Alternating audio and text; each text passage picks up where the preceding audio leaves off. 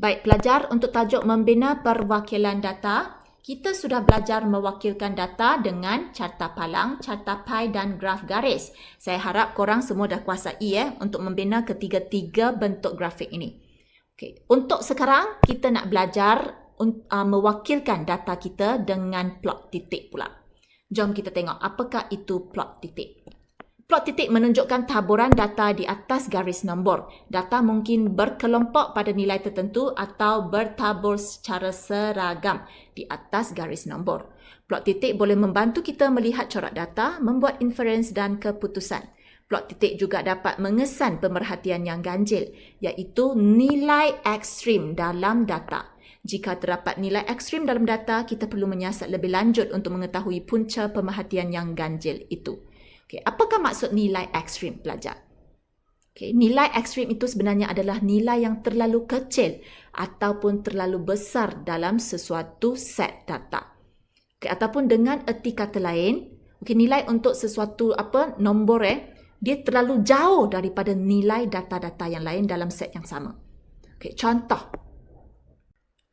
Katakan ini adalah satu set data yang menunjukkan markah ujian 3 matematik untuk 5 orang pelajar kelas 1 amanah. Okay. Seorang dapat 59, seorang dapat 63, seorang dapat 51, seorang dapat 47. Seorang dapat 3 markah. Pelajar. So, antara markah-markah di sini, manakah satu markah yang merupakan nilai ekstrim? Saya rasa korang dah boleh jawab. Yes. 3 markah ini merupakan nilai ekstrim. Sebab apa? Sebab nilai dia terlalu kecil berbanding dengan nilai yang lain. Tengok yang lain tu 50 lebih, 60 lebih, 40 lebih. Tak jauh beza kan? Kalau berbanding dengan 3 markah ini. So, 3 ini merupakan nilai ekstrim. Boleh faham pelajar? Okey, sebab nilainya terlalu jauh daripada nilai data-data yang lain. Okey, faham ya? Jom kita tengok contoh 7. Masa rawatan pergigian dalam minit yang diberikan kepada 14 orang pesakit oleh seorang doktor gigi adalah seperti yang ditunjukkan di bawah. Wakilkan data itu dengan plot titik dan berikan justifikasi kepada kesesuaian perwakilan data ini. Okey, so untuk contoh 7, first step kita perlu bina plot titik dulu. Lepas tu kita nyatakan kesesuaian plot titik ini sama ada disesuai ke tidak untuk mewakilkan data kita ni. Okey, jom kita mula bina plot titik. Okey, sebab kita dah tahu plot titik menunjukkan taburan data di atas garis nombor, betul? So first step kita perlu wujudkan satu garis nombor dulu. So garis nombor ini kita wujudkan paksi yang mengufuk pelajar. Kita guna paksi yang mengufuk. Tereng, ini dia saya punya garis nombor. Okey, so pada garis nombor ini, nilai apa yang patut saya letak? So nilai apa? Nilai data numerik yang kita dapat di atas ini. Kita masukkan semua nilai ke dalam ni. Okey, so first step, kita perlu kenal pasti nombor yang paling besar dengan nombor yang paling kecil. Nombor yang paling besar 25. Nombor yang paling kecil 17. Okay, so maksudnya kita punya garis nombor wajib mula dengan 17, nombor yang paling kecil. Dan kita mengakhiri dengan nombor yang paling besar iaitu 25. So antara 17 hingga 25, kita perlu tulis semua nilai di sini ke? Ya. Untuk plot titik, okay, walaupun kita dah nampak dah 17, lepas tu tak ada 18, tak ada 19. Cikgu boleh tak skip 18, 19? Kita terus tulis je 21 sebab 20 pun tak ada. Tak boleh Untuk plot titik kita wajib ikut urutan. Okey, walaupun dia tak ada nilai tapi kita perlu masukkan juga.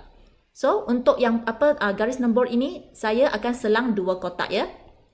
Kalau awak nak selang 1 kotak tak ada masalah, tapi seperti seperti yang dalam video kita bina graf garis tu saya pernah bagi tahu, kalau kita selang 1 kotak nanti graf kita akan nampak sempit. Betul?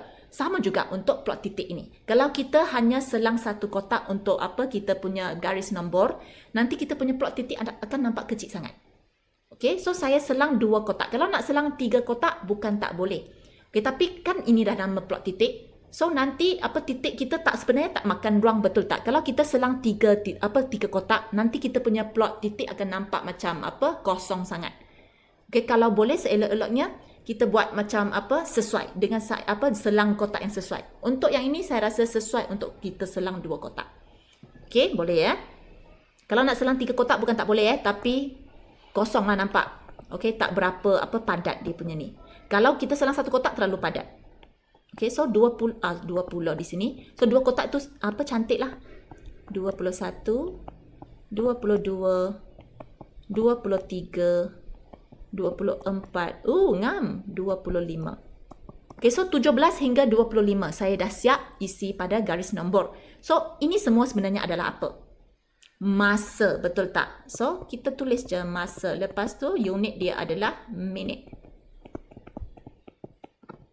Okay, dah settle ini. Sekarang, saya mula plotkan titik pada atas garis nombor ini. Okay, so titik itu awak boleh sama ada guna titik yang tebal macam ini ataupun awak nak guna titik yang pangkah macam ini. Tapi saya lebih suka korang guna yang pangkah. Sebab apa? Kalau awak guna titik yang tebal ini, kadang-kadang ada titik yang awak tebal punya yang macam ni kecil sangat. Tiba-tiba ada yang besar. Nanti ada besar, ada kecil, nampak macam plot titik awak tak seragam. Pelajar tak cantik, tak sedap dipandang. Okay, so kalau awak memang dapat buat semua titik tu sama saiz, macam ni, okey lah. Jangan ada titik yang macam ni, lepas tu tiba-tiba ada titik yang lebih besar macam ni. Nanti awak punya plot titik akan nampak pelik. Okay, so saya guna pen merah ya. Okay, kita mula dengan 17. 17 ada berapa? 1 sahaja kan? Okay, so saya plotkan 1 titik je. Minta maaf. Kita buat kat bucu kotak sebab korang guna buku kotak kan? So buat kat bucu kotak yang 17 tu. Okey, boleh ya? Lepas tu 18 ada tak? Tak ada. 19 pun tak ada. 20 pun tak ada. 21 ada berapa? 1, 2. Ada lagi tak? Tak ada. So kalau 21 ada 2, so kita akan buat 2 titik. Titik ini wajib selari. Okey, dengan 21 ini. Selari maksudnya dia kena pada baris yang sama ni. Dia kena pada baris yang sama ni. Okey, saya tak nak ada orang dia buat titik macam ni. Dereng. Lepas tu 21 dia buat di sini. Nampak dia dah lari. 21 patutnya berada pada garisan ini ya pelajar. Okey, so kena buat betul-betul lah. Okey, so jarak antara 2 titik tu. Kalau awak nak selang 1 kotak, tak ada masalah. Kalau awak nak selang 2 kotak pun tak ada masalah. Kalau nak selang 2 kotak, dari sini pun kena mula 2 kotak dah pelajar. Okey, so kalau awak nak selang 2 kotak kan, so daripada 21 awak dah patutnya selang 2 kotak. Macam ni. Okey, so kalau ini dah mula dengan 2 kotak, so yang lain pun semua kena mula dengan selang 2 kotak. Tengok ini baru selang 1 kotak. Okey, so kalau nak seragam, nak senang, semua kita selang 1 kotak je untuk jarak di antara 2 titik. Okey, 21 ada 2 kan, so kita plot 2 titik. Okey, boleh ya pelajar. Lepas tu 22 ada berapa? Ini saya potong dulu sebab saya dah ni. 22 ada 1, 2 je. 22. So ini pun sama. Okey, dia sama lajur dengan 22 Okey, lepas tu 22 dah. 23 ada berapa? 1, 2, 3. Ada 3, 23. 1, 2, 3. Okey, lepas tu 24 ada berapa? Saya padam dulu. 24. 1, 2, 3, 4. 24 ada 4. So, 1, 2, 3, 4. Okey, 25 ada 2. So, 1, 2. Ada yang tertinggal tak? Macam mana nak tahu? Macam mana nak semak? Tengok balik soalan. Dia kata 14 orang pesakit.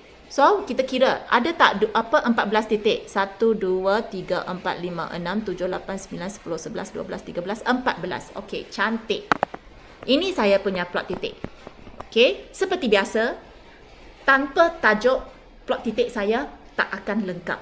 So, tajuk dia kita kena tulis. Apa tajuk yang ini? Masa rawatan pergigian. So, kita tulis je. Masa rawatan pergigian. Ini plot titik saya. Dah habis. Lengkap. Okey. So, bagi sesiapa nak guna titik yang tebal tu, okey, contoh saya tunjuk kat sini 25 ni ada 2 kan. Kalau siapa yang dia buat plot titik di sini, okey, ini tebal, kejap Saya guna yang ni.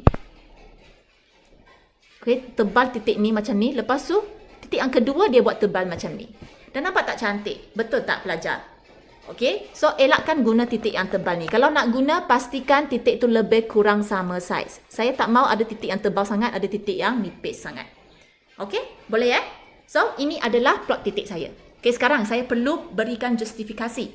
Okey, sama ada plot titik ini sesuai ke tidak untuk kita paparkan data ini. Okey, so sesuai kan? So, kita jawab je. Plot titik ini sesuai digunakan untuk memaparkan masa rawatan pergigian yang taburannya adalah dari 17 hingga 25 minit. Ataupun dengan ayat-ayat lain yang sama maksud lah, tak kisah. Okey, asalkan maksud dia sama, saya akan terima. Okey, boleh So, itu sahaja untuk pembinaan plot titik.